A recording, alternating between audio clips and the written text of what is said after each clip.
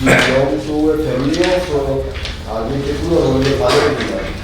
Family of army. The one gentleman who comes on the TV with mustache, are you related to that person? Can you call him? Yes. So, you are in Bhopal because of your father? My father was posted in Bhopal. We stayed back for my 12th, and incidentally my rank was such that I got my college also in Bhopal. But he was posted there only for 2 weeks. Okay. So being an army dad's daughter, I expect you to know something about army. Yes. What is the status of this integrated commands of the army, theatres of the army? What is the idea behind it? So it is jointness of the forces so that resources are pooled. There is not much overlap between the functions that are carried out. For example, signals, which my father serves. Signals is a part of army also, separate signals functions for Air Force and Navy. So for branches wherein jointness and integration can help in better planning and execution of operations is the essential idea. It was first quoted after the Kargil War. It was realized that theaterization of commands is required. And the status right now is that we have one theatre command in Andaman Nicobar. Last year we passed an act which will help in integration of organizations, wherein if an officer is in a commanding role, he may be from Army, Navy or Signals. Earlier, a big roadblock was how will that officer from a particular force. That's okay, you are giving a very detailed explanation, that's fine. Yes, sir. What is the status of OROP? Is it being implemented? Yes, sir. It was passed in 2015. Pensions have started coming in intervals. There is one criticism that lump sum amounts were expected, but the government passed it in a manner that the pensions are now credited at regular intervals, but it has been implemented. So the issue stands resolved now? So one criticism, as I mentioned, is that all the amounts that were expected to be credited have not been done so yet. Payments are being made in intervals because the burden on exchequer is quite heavy. Have you spent time in Assam also, your native place? Sir, my father is currently posted in Jaipur. So I am staying in Jaipur. Your native of Jaipur only, you come from which place? Sir, I was born in Ambala. Ambala? Yes. Okay. And I have claimed Haryana as my home state. Haryana is your home state. Now you have opted for philosophy and then you had a law degree also. Yes, sir. So, you find any kind of linkage between the two? Yes, sir. Like what? I was introduced to philosophy in college while I was studying jurisprudence. That subject is the philosophy behind law, which ignited my interest in philosophy in general. So I think jurisprudence is one overlap, and regardless of jurisprudence, every law has certain philosophy as the background on which that law is formed. Yeah, I was about to ask you when you had told me philosophy behind law. Yes, sir. Go ahead. So the philosophy behind law is justice, equity, fairness, it not being arbitrary, principles of natural justice, morality of the society, having a sanction and seal of the state and the sovereign. What are the different lawmaking processes in India? How laws are made? Predominantly, the legislature drafts, and it is the responsibility of the legislature to pass laws. In addition to that, through Supreme Court guidelines and judgments, also form a What part is the of. case law? Yes, sir. But There are many other sources. You said legislature fine. Don't come to Supreme Court. There are so many other sources. other sources of some customary laws, for example, the tribal society were allowed to practice their customs over and above what may Does be. the executive also make laws? Yes, sir. Yes, sir. What is that known as? Delegated legislation, sir. I was asking about that only. Yes, sir. Anyway. All right. as far as British laws are concerned, they are continuing in India now. How justified are our colonial laws? Do you think they have relevance in free India? Yes, sir. Recently, we reformed our criminal justice system. A year prior to that, we had reformed the labor codes. We are trying to retain provisions which have No, my question is, suppose we delete the entire colonial laws, no IPC, no CRPs, and make afresh the entire codification of laws within India. Will that be pragmatic, or we should continue with what the Britishers had laid out? So those laws have upheld against the test of time. They have helped us follow through in terms of maintaining a just and orderly society. Certain provisions which were archaic or draconian in nature have been done away with. For example, Section 377 of IPC, or adultery now, which is not a part of the new criminal reformed code as it stands today. So they do remain relevant. Yes, sir. That's your point. Yes, sir. Thank you. Yes, sir. So, from your background of philosophy, so what sort of philosophical perspective would you bring into the civil service? So I think I'm most inspired by Kant's categorical imperative of there being innate goodness in actions, and that each person should act in a very conscious manner, that this action should have some universal goodness and every other person should be able to say that this is the right action. And I would try to inculcate this awareness in the people I meet, and through my own actions I would try to uphold this integrity in my behavior and my actions. But how does one ensure that government meets the criteria and it is committed to public service? Yes, sir. My priority, if I'm selected, would be efficient service delivery, and philosophy will help me gain a broader perspective of things. I'm sure I will be dealing with various facets of administration, and philosophy helps you widen your understanding and your perception of what is right and what is wrong. It helps you broaden your horizons when it comes to persuasion of other people also, wherein you can assimilate their viewpoints, their understanding of the world, and you can then convince them. So what is it that you feel is the missing link in the bureaucracy, in the delivery of public services? What is that critical element?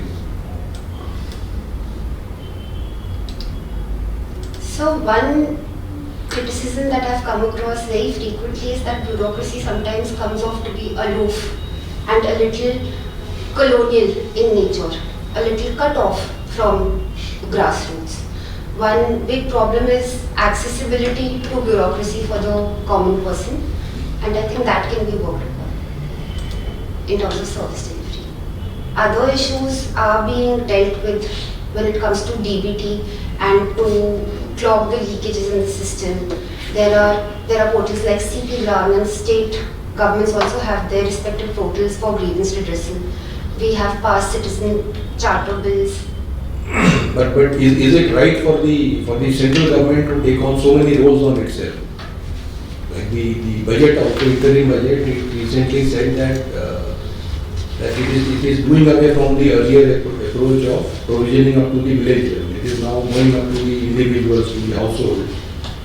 So does this sort of an approach conflict with the basic scheme of decentralization that has been envisaged?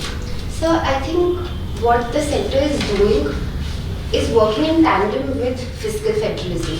We have other areas of fiscal devolution through the Finance Commission, and that is an independent body which decides how finances will be devolved. The fact that the centre has 60% share in the revenues generated across India, I think it is a good idea that the centre devolves those funds to the grassroots if it can do so effectively, which has been proven through various DBT schemes in PDS and Manrega wages. It has become more efficient. So I believe that sort of an approach, as long as states are not curtailed, will not be that big of an issue. But is it the basic role of the central government to create this sort of an employment? Is it not the role of the panchayat, the local bodies? Yes, sir. Yes, To sir. cater to the day-to-day needs of the citizens? Yes, sir. So one issue with the functioning of the third tier is lack of funds, especially untied funds. All these funds that the center devolves are generally tied to certain preconditions. If the center does away with these preconditions and gives them more autonomy in decision making, that will be a better approach. So the government has come out with the slogan of reform, perform and transform. Yes, sir. So what type of transformative steps have been taken by the government so that the public administration undergoes a drastic change? So the biggest step, I think, is the digital economy. We are front runners for a digital economy globally. So that Digital India mission is a big success. Under that, digitalization and cashless economy and financial inclusion is a big transformative step, wherein the number of bank accounts has increased from nearly 56% to now more than 95%. And from your this legal background, like what do you feel in the public-private partnerships? What is the most critical element from a legal perspective? So the most critical perspective would be grievance redressal, which was also the most controversial part of PPP agreements for the longest time. And now that In the design of the PPPs. yes, sir.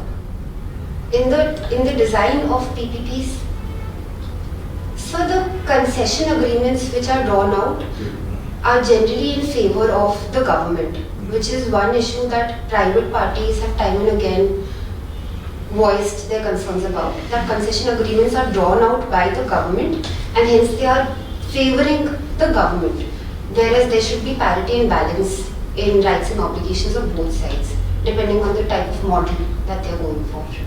Thank you.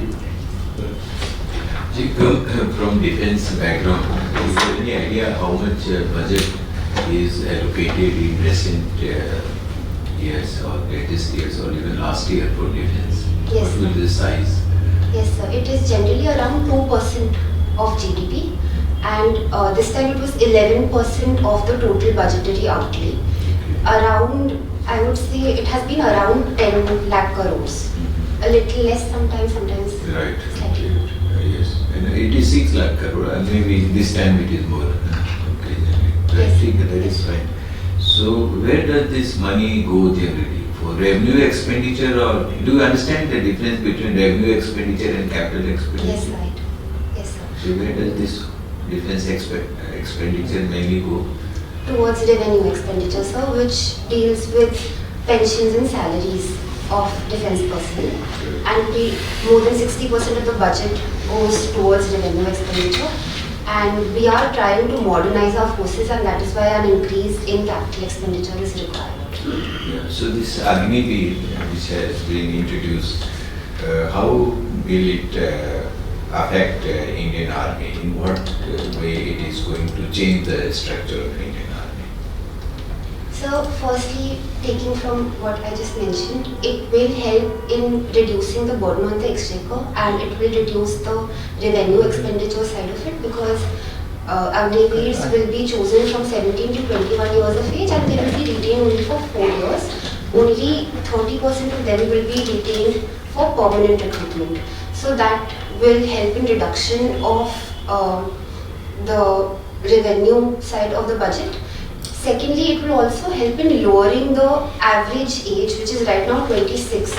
So we are in need of a young and agile force. So Agnipath will also help with that. Certain cons have also been quoted.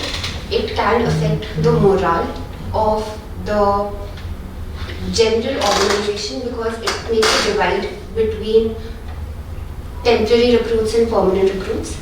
And there have been questions about their willingness to make the ultimate sacrifice, which is the basic function of the forces, service before self. However, So with the limited discussion that I've had with my father and other officers, they've repeatedly told me that these young recruits which are coming now through Agniveer are performing very well. It is the competitive spirit which is not actually a hindrance but is encouraging them to do better, because now they have to prove their mettle to retain permanent. That's good. And does it have any repercussions with the neighboring countries? The scheme of Agniveer, is it only for Indian citizens, or does it have impact with the neighboring countries? So I will have to read up on this. Nepal has opted out of going for Agniveer. That may be plus. Okay, thank you. I will read on this. Now, since you are a law graduate, what do you think about judgment of Roe and Wade, and how this judgment has been, taken in USA? So Roe versus Wade initially, so I will backtrack first, and Roe versus Wade was actually to decriminalize abortion and to allow abortion, but last year it was reversed. Reversal of Roe versus Wade happened, wherein now abortions again have become illegal in USA. As far as I am aware, sir, not all 50 states have criminalized abortion, but the southern states have predominantly criminalized abortion, and now women have to travel long distances to get abortions done. I think this is slightly regressive in nature, considering what the general morale in other jurisdictions across the globe is. India is also liberal when it comes to abortion laws. Roe versus Wade has made a provision that the cutoff limit is 4 weeks, which is very less. Time and again, gynecologists have also given their... Is it 4 or 6 weeks? So Okay. I think I will read. Okay. Yes. But certain American states, they are using ballot method to amend. Are you aware of that? Certain states in USA. Sir, they are using what? They are using ballot. Paper. Prince's size to amend the law, because that is a federal law. I think Yes, sir. states have some freedom. Yes, sir. So that is also, that's why many people are traveling to Yes, sir. those states. Yes, sir. Okay. So the northern states have historically been more liberal and in favor of women's right over their bodies. It has always been a discussion about rights versus choice, religion versus their freedom. And I'm aware that certain states like New York, Washington have passed their own laws to allow abortions. Okay, now, since you have studied philosophy, how does philosophy help you to become more meditative? Can you find a link between philosophy and meditation, or especially in Vipassana meditation, do you think philosophy has any role to play? So Vipassana meditation, when I was undergoing the course, I realized that everything that I had studied in the Buddhism part of my syllabus in Indian philosophy, the background of Vipassana meditation, we used to have discourses at only 1 hour discourse, wherein we would keep quiet, but Mr. Goenka's voice used to be available, and his Vipassana was predominantly based on Buddha's philosophy. It is said that Buddha rediscovered this technique. This technique existed even before him, and I think it... So what would be the Buddha's philosophy, if it is based on Buddha's philosophy? So what is, in nutshell, if you have to describe Buddha's philosophy, how would you rephrase it? So it is momentariness, Shanikvad. Buddha says everything is Shanbhangur, which is also the base for Vipassana. We are asked to focus solely on sensations and our thoughts. We are not asked to reach a thoughtless state. We are asked to focus on how transient everything is. Even if we are undergoing some sort of pleasures or pains, they are all transient in nature. And to maintain equanimity in all states is basically his philosophy, which translates in Vipassana meditation. Okay. And you read fiction like Orwell and Dostoevsky. So, how would what is the essence of, message which comes from Orwell's writing, especially in 1984, and Dostoevsky? I mean, how would what drives you to take interest in Orwell and Dostoevsky? So, I think Orwell's writing is very satirical in nature. It draws images of a state which on face of it feels such a totalitarian regime or an authoritarian regime cannot exist. Even in Animal Farm, when you meet those characters, you feel like such situations may not ever arise, and this dystopian sort of state is imaginative. But if you ponder on it, you realize certain aspects of what he's writing, we see it in our daily life.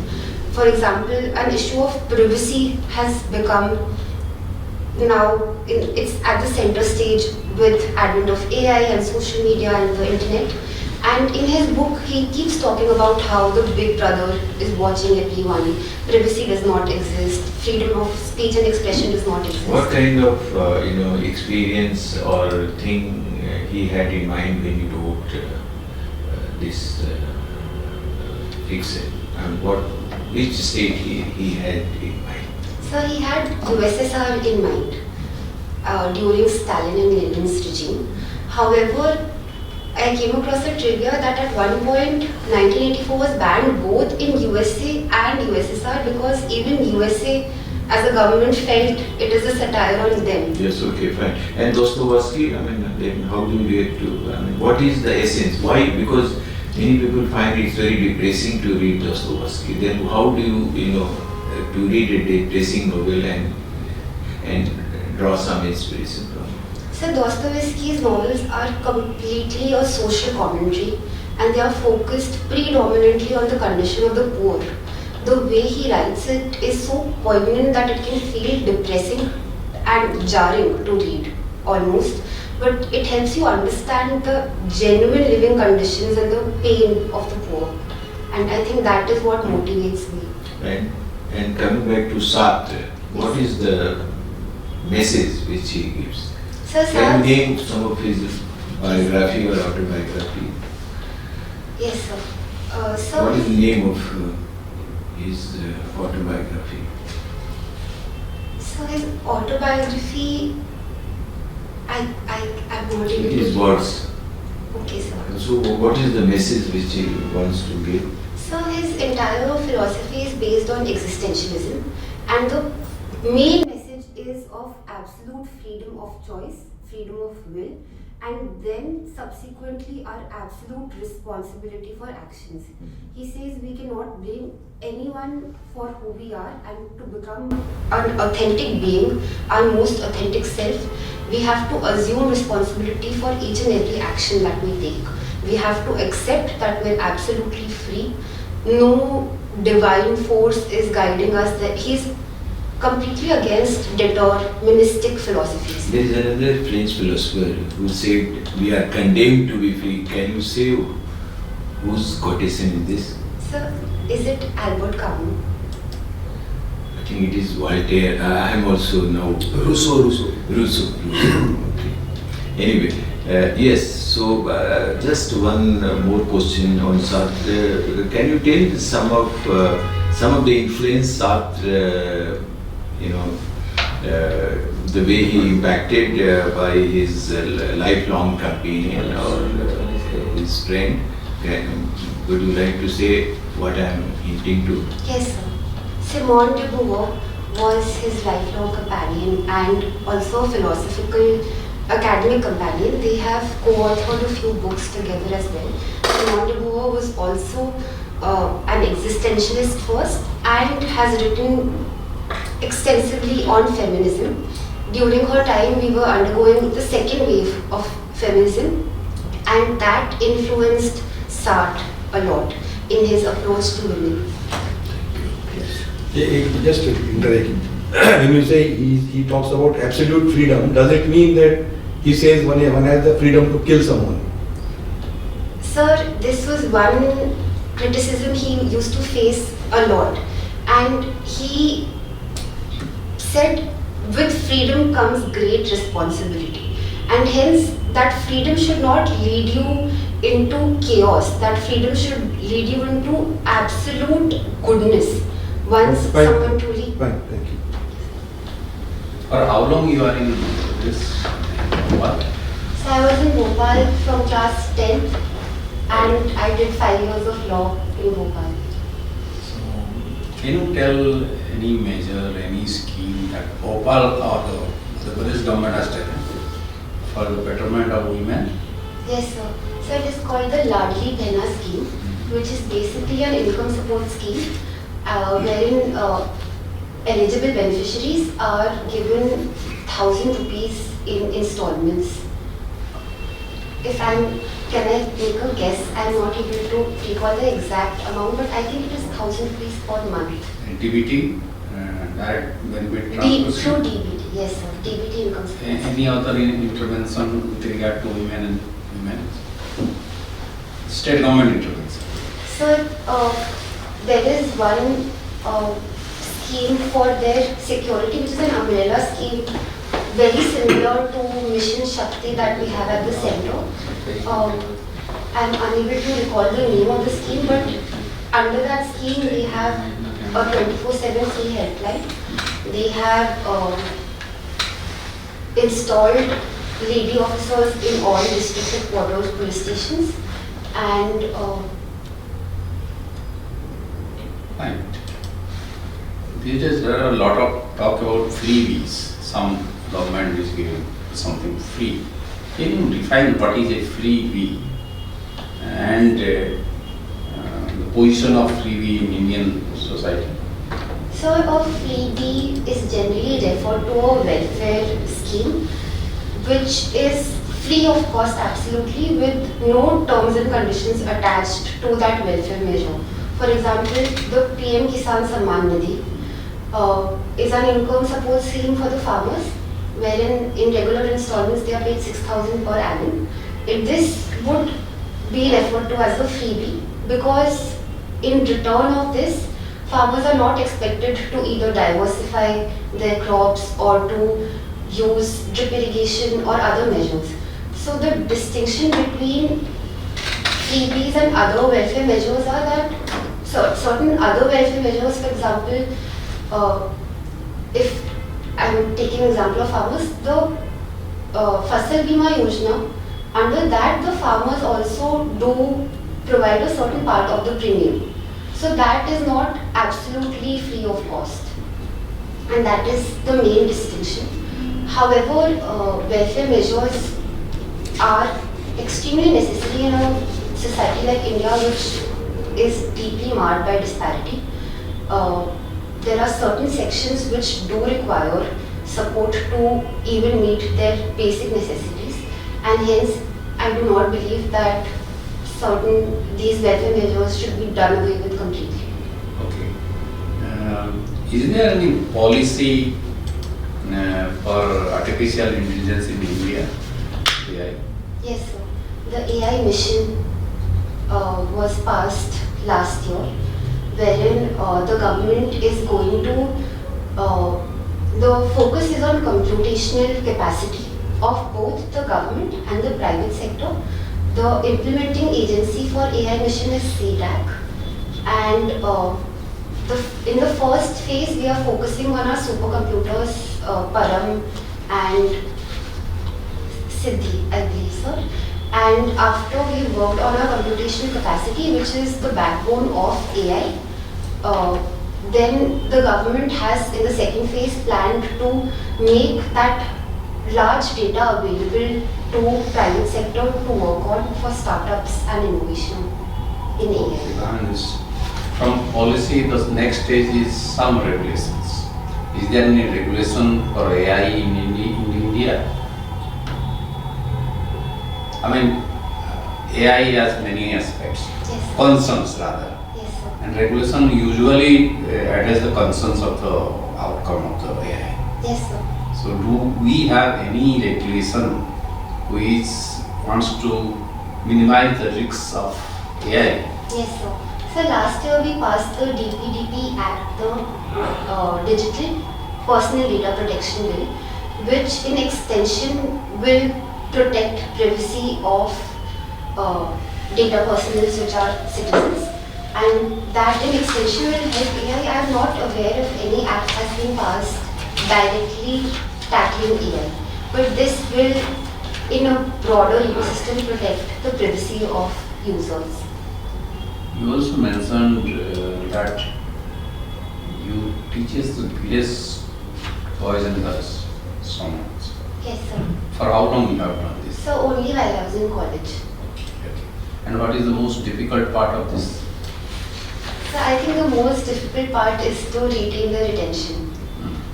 We used to go after our college was done, and we used to provide free of cost classes only for English, maths and extracurricular activities like arts and music. We had students who were trained dancers and would try to teach them dancing for their holistic development. But one issue that we faced very regularly was first their attendance. And sometimes in a maths class, if I was teaching, there would be students at the age of say 6 years old, and a 14-year-old would be sitting in the same class, and their learning outcome would be almost the similar, which was disheartening and would also be an issue to the teacher that what should be taught to bring them at parity. Okay, fine. Sir. You come from a family of informed people, but you have opted out of the informed services. I can say that. Yes, sir. Give me your reasons. It's very low, IPS is very low, 5th class. Actually, yes, sir. So I was motivated by my father. My grandfather was also in the army. I was definitely motivated by their dedication to the nation and the service. However, I realized that I'm more inclined towards civil administration, more inclined towards working at the grassroots level with women, children. And it was matter of just this interest and my personal preference to work in that domain, in that aspect of... Fair enough, I accept your logic. Now coming back to Kant, what is deontology? Deontology is his ethical doctrine, which says there is a clear distinction in right and wrong, and it is different from utilitarian ethics or realistic ethics, which say this line is blurred and it depends upon the morality of that society. Deontology is a rigid ethical system. So it's duty bound. Yes. So what Kant says on duty, performance of duty, irrespective of the consequences. Yes, sir. So explain that. Yes, sir. So deontological ethics, he says, are every person's duty is to act in a manner which is universally acceptable. That is categorical imperative.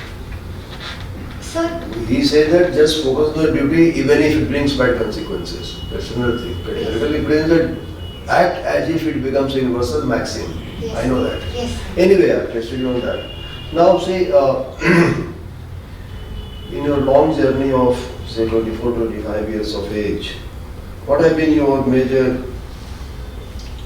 learning outcomes in terms of developing a personality? Which traits you would like to share with us? Personality traits. Yes, sir. Positive and negative both. Yes, sir. So I think predominantly the fact that my father's in the army has helped me become adaptable, and I can quickly accustom myself to my environment. That I believe is a positive trait which has come from the life I've lived. Every 2 years I've had to change my school, my surroundings, my friends, and that has taught me to be quick on my feet and very adaptable and accommodative of different kind of people, different environments. I've been studying predominantly in semi-urban areas. My schooling was in Akhnur, Ambala, places where only army public schools used to be there, and generally the crowd was a very... That's okay, don't go into details. Yes, yes. That's, I'm getting you. Anything negative trait that you would like to discard? If you don't have, say no, I don't have. If you have, then say you have. So I'm trying to... You have not self-respected that these are the traits of personality which I should better not be with. So I have worked on a few things which I think I've dealt with. Before I started preparation, I used to be very impulsive and my attention span was not the best. I would get distracted easily, but those aspects I have really worked hard on throughout my preparation. Even while I was in college, that was an issue, impulsivity and lack of an attention span. But I think I've sorted that. Great. Thank you. Thank you. Kashish, I'll call you for the feedback. Yes, thank you. Thank you. Go now. Thank you, sir.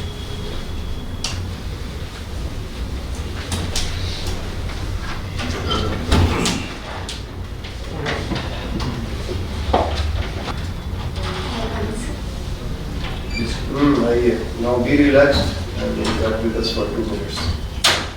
Fantastic, wonderful. Thank you, sir. First time you are facing the interview, IAS, sir. Yes, sir. And this is which attempt? This is my third attempt. Last year I took mains, I missed it by 10 marks. That is part of the game, no problem. You can do very well. I mean, I can safely tell you that you are in the band of 190 to 205 marks. Thank you, sir. Going by my own personal experience. Thank you, sir. It's very, very good. Very few suggestions to you. From my side, I told you also, sometimes I cut you short. Your answers are pretty long. Remember?